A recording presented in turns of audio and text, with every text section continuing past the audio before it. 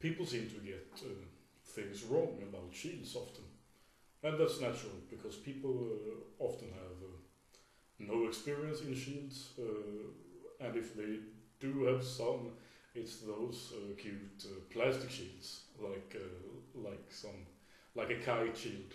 You know those that are flat at the upper end and pointy boat shaped in the lower end with a big cross on them.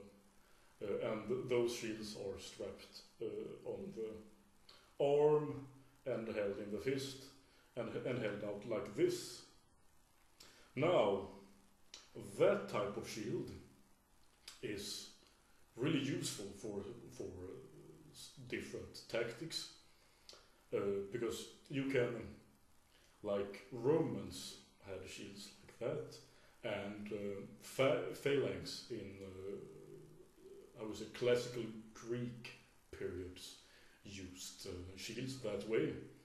And it's a huge advantage to having a big shield on your forearm, because if you have that shield on your forearm, there will be less leverage pulling on your arm, so it's more than twice as light and easy to carry a shield on your forearm.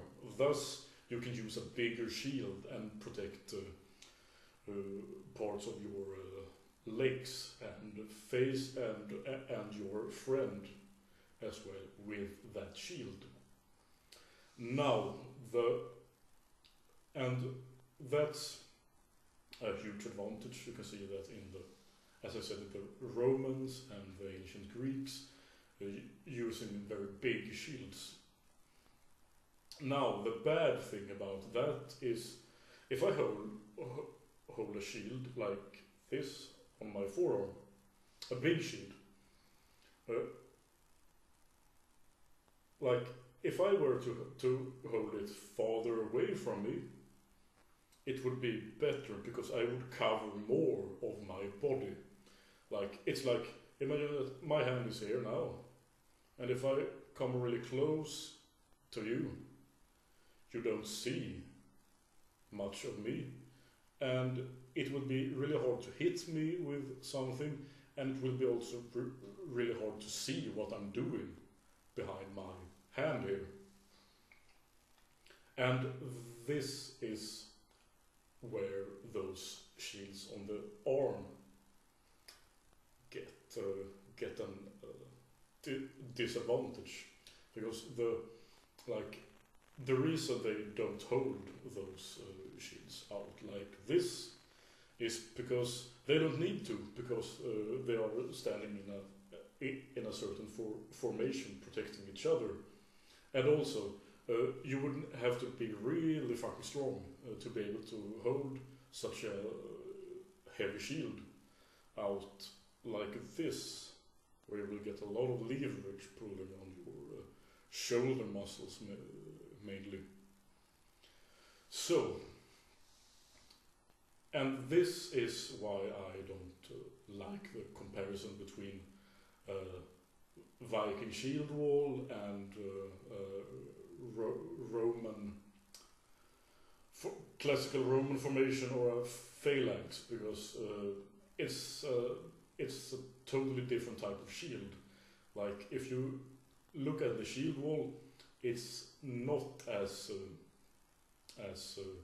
efficient as a Roman classical formation, because the Romans and the phalanx and all that will be locked really tight together, while the typical Viking shield is round and not as heavy.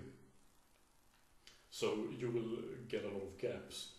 Now, the advantage with those Viking shields, of course, is that you can hold it out in front like this, and this is a huge advantage, because then you can be a lot more mobile.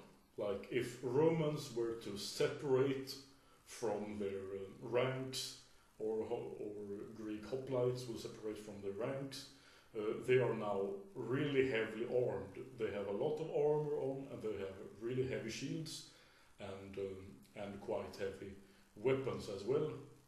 So they won't be as mobile. And like if you are to fight in really varied terrain, like in a deep forest or something, like the Romans mostly fought in fields and plains and stuff, and there you can just spread out and use that tactic of formations and short swords, or as the Greeks, phalanx with spears and shields. But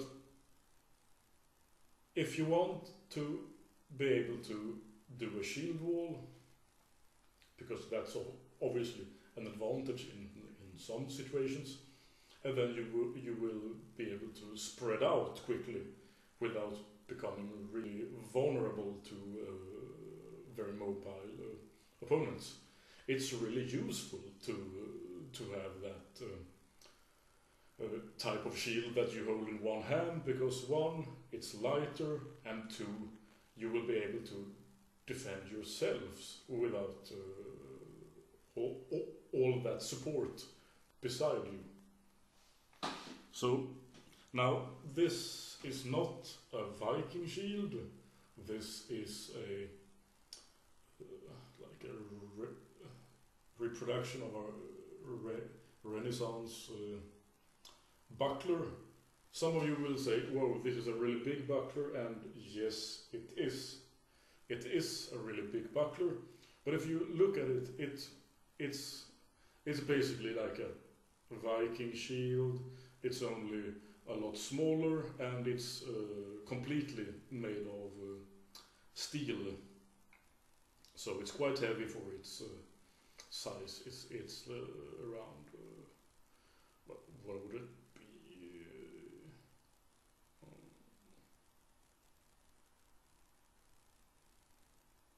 Somewhere around 5 pounds. And if you look at it, it's held in the fist like this. And these things are really good, because with this you can still be very mobile infantry. You will be able to put this on your belt and still run efficiently and disappear in the forest and come back and stuff. And I mean, with this and a sword, you won't be as encumbered as a very heavily armored type of soldier or warrior. And when doing tests with this, I was quite impressed, because this thing is probably bulletproof for a start, because it's thick.